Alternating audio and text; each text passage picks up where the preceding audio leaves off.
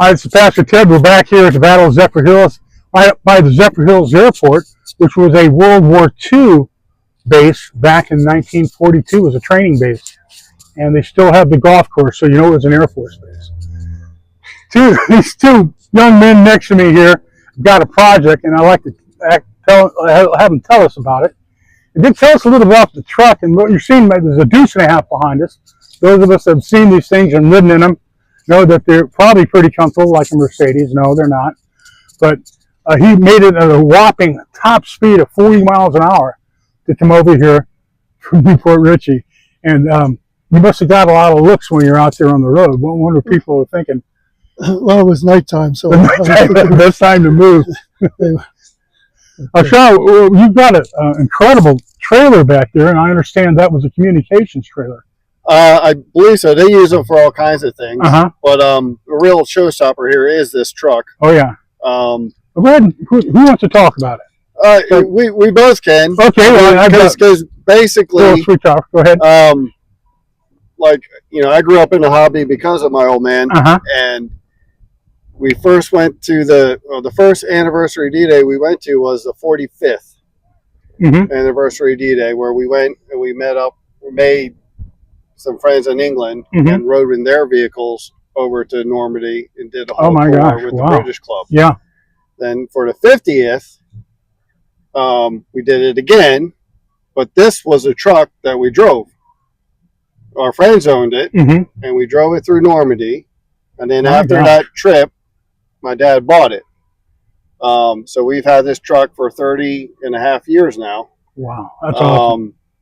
And it's still going strong. But yeah, so tell us about the name of the truck. He can tell you that. Okay. Plain Jane, the gentleman that owned the truck, he named the truck Plain Jane because it was a plain truck. It didn't have a machine gun ring or anything. So we put the machine gun ring on it, and she wasn't really a Plain Jane anymore. But there was a song out called Plain Jane Doe, Sweetheart of the USO, so we just added Doe to it. And that's how she got her name. That is awesome. That is awesome. Well, tell me about it. What year was it built? 42. 42. GMC.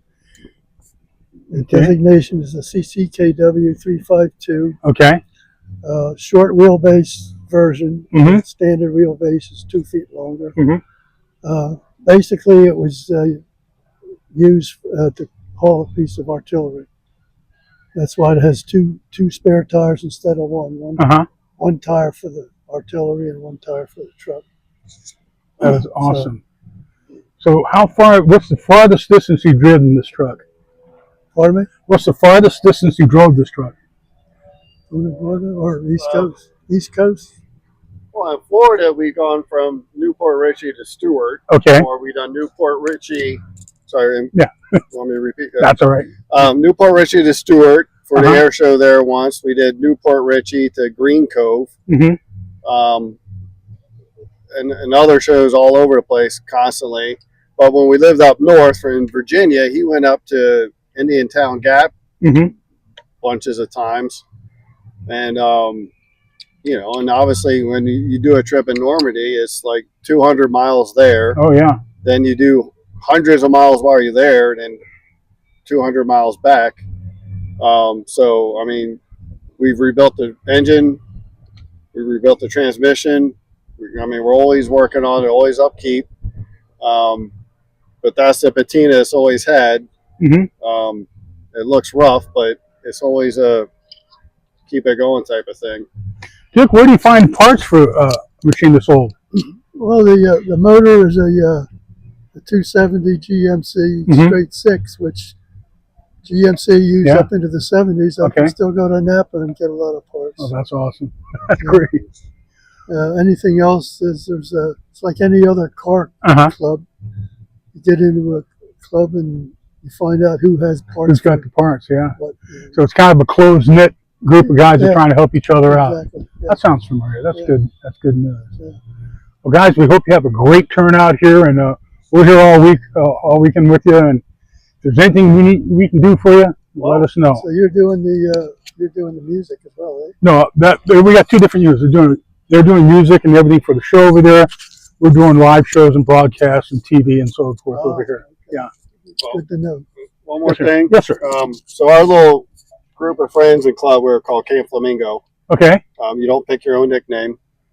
There's a nickname that just was given to us, and we had to roll with it. But anyways, we always do these challenge coins. So we Camp Flamingo, Oh, thank you. and then Track and Wheel Social Club. That is awesome. So here's one for you and one for your cameraman. All right. And if you have a third person. Yeah, we have Corey. We've got a Marine that's coming in tomorrow. Okay.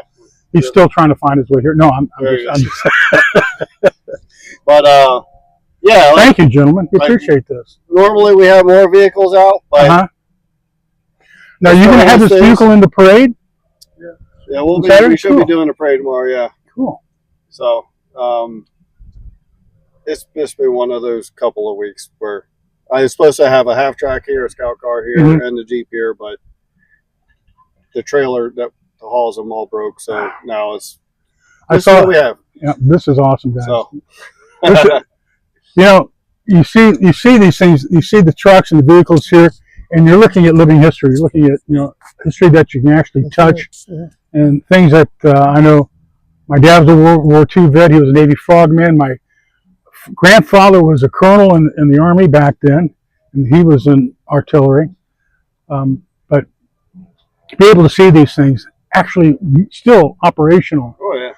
I know there's a world of effort for you guys to do that, and it is appreciated by us vets that just love this stuff, that you guys have taken the time and taken the energy and the blood, sweat, and tears to keep these guys on the road. Thank you guys for that. Appreciate it. No problem. Thank you. You're welcome, guys, and thank you so much. And God bless you guys, and stay safe, all right? Welcome home. Welcome home, brother. Thank you.